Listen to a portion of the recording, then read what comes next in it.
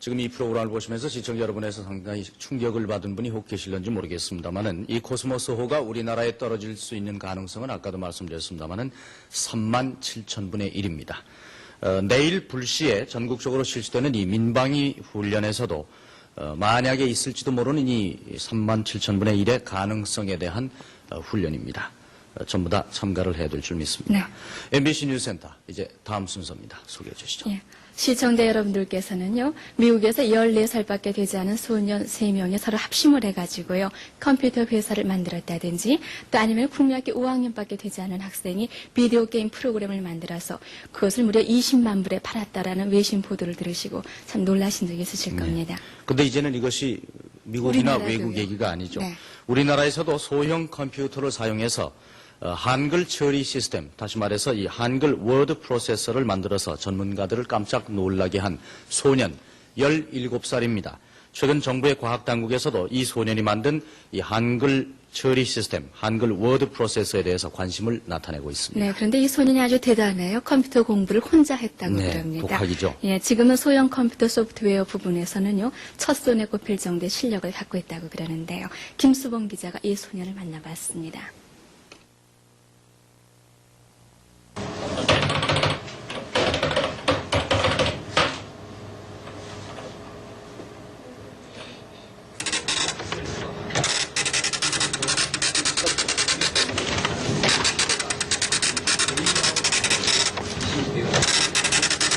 컴퓨터는 흙과 같습니다.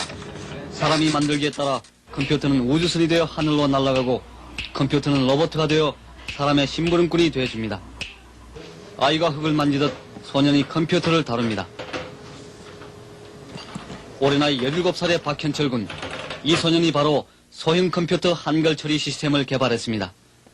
그동안 수억 원의 돈을 들여 수많은 박사들이 개발하려고 했지만 끝내 이루지 못했던 것을 이 소년이 해낸 것입니다. 지금까지 소형 컴퓨터로 한글 처리를 하려면 한글 모듈이라는 별도의 장치를 부착해야 했습니다. 그러나 이 소년은 디스크에 들어있는 프로그램 하나로 컴퓨터 터미널 한글 처리는 물론 한글로 인쇄도 할 수 있게 한 것입니다. 여기에다가 컴퓨터에 일단 기억된 내용을 수정하거나 추가시킬 때 쉽게 편집까지 할 수 있습니다. 다시 말해서 워드 프로세서의 역할도 합니다. 요즘 한창 늘어나고 있는 사무자동화의 물결을 앞당긴 선두주자였습니다. 그 오피스 오토메이션의 가장 기묘한 부분이 워드 프로세서입니다. 그런데 지금까지 한글 워드 프로세서라는 것이 개발이 되고 있질 않았어요. 그런데 지금 박군이 개발한 워드 프로세서는 이것은 아주 좋게 쓸만한 실용 가치가 있는 워드 프로세서입니다. 그런데 이 워드 프로세서를 만드는데 박군은 한글 모아쓰기 모듈까지 넣어가지고 그 프로그램까지 합해서 이 워드 프로세서 프로그램을 만들었습니다. 그래서 이것은 대단히 수준 높은 작품입니다.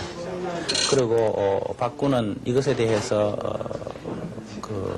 전문적으로 공부한 것도 아니고 혼자 독자적으로 만들었다는 것은 놀라운 일이라고 안 할 수 없습니다.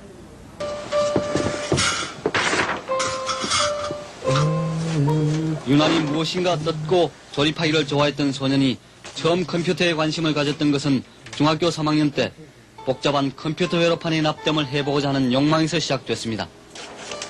그러나 이 소년에게 컴퓨터에 대해서 가르쳐줄 선생님도 교재도 학교에는 없었습니다. 오로지 책만이 유일한 스승이었습니다. 컴퓨터를 알기 쉽게 쓴 책을 구하기도 힘들었고 더구나 어린 나이에 볼만한 책은 거의 없었습니다. 할 수 없이 대학 다니는 형님들이 보는 원서들 가운데서 헌 것을 얻어다가 공부할 수밖에 없었습니다. 안녕하세요. 청계천에 나가 컴퓨터 부속품을 사다가 하나씩 조립도 했습니다. 그러나 대학의 고등수학이 기초가 되는 컴퓨터가 소년의 손아귀에 쉽게 잡힐 리 없었습니다. 조립도 해보고 다시 뜯어도 보는 수많은 밤을 지내고서야 한 대의 초라한 컴퓨터 키트가 완성됐습니다. 그것으로 다시 프로그램 언어를 배우기 시작했습니다. 포트란, 하스칼, 베이식, 어셈블 이런 컴퓨터 언어를 독학으로 하나씩 깨우쳤습니다.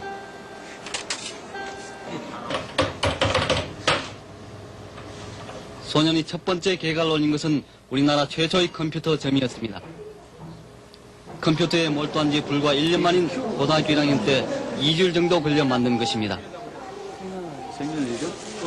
지난 100년 동안의 양력 생일을 음력으로 바꿔볼 수 있게 했습니다. 또 몇 권의 사주나 신수에 관한 책을 컴퓨터에 기억시킨 다음 이름과 생년월일에 따라 평생 사주, 1년 사주를 보게 하는 작업이 분명 쉬운 일은 아니었습니다. 프로그램이 개발되자 당장 200만 원에 팔렸습니다. 그렇지만 돈이란 결과보다는 컴퓨터 자체의 마력에 빠진 소년의 첫 작품이었습니다. 동생들과 함께 조그만 전자음악 기구로 우리 가곡을 배우기도 합니다. 팝송을 즐겨 듣고 또 분식집에서 떡볶이나 짜장면을 즐겨 먹는 평범한 고등학생. 그러나 컴퓨터에 대해서는 거의 종교적 믿음과 열성을 가지고 있습니다. 요즘엔 공제공장의 전선화 작업에 온 시간을 매달립니다. 우리나라에서 처음으로 생산관리나 공정관리, 자재관리 등 모든 업무를 전선화하는 공제공장을 세우겠다는 것입니다.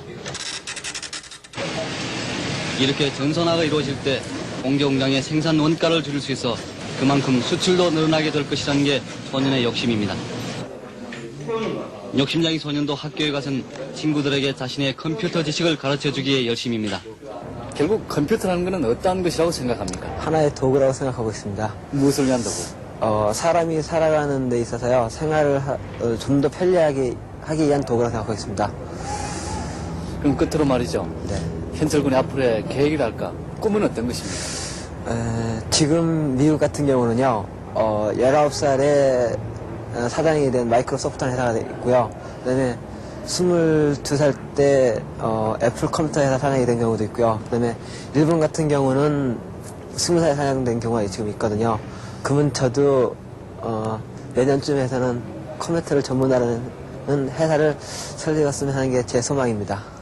물론 더 깊은 지식을 얻기 위해서는 대학에 진학을 해야겠지만 학교에 다니면서 컴퓨터 회사를 차리겠다는 욕심장인 소년입니다. 황무지와도 같은 우리의 컴퓨터 분야에 오로지 집념 하나로 바위처럼 우뚝 선 무서운 아이 박현철.